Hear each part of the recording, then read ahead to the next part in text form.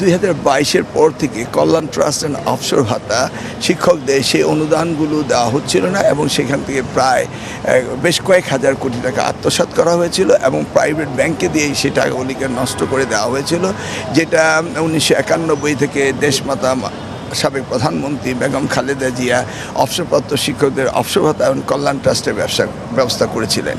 সেই জন্য আমরা ওনাকে বলেছি যে আমরা একটা থোক বরাদ্দ পেয়েছি এবং আমাদের কাছে যে অর্থ সংকুলন রয়েছে সেটা দিয়ে আমরা এই সমগ্র শিক্ষক যারা রয়েছে তাদেরকে একটা শুরু করব তাদের এই অবসর ভাতা এবং এই কল্যাণ ট্রাস্টের, সেটার ব্যাপারে ওনার সাথে আলোচনা করেছে এবং উনি নির্দেশনা দিয়েছেন যে অতি শীঘ্রই তাদের টাকার ব্যবস্থা করতে হবে, কারণ শিক্ষকরা অবহেলিত থাকবে, এটা হতে পারে না।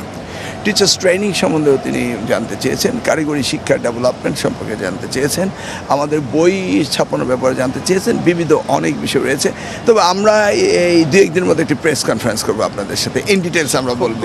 অবসর ভাতা এই বিষয়টি আপনারা কবে নাগাদ কার্যকর?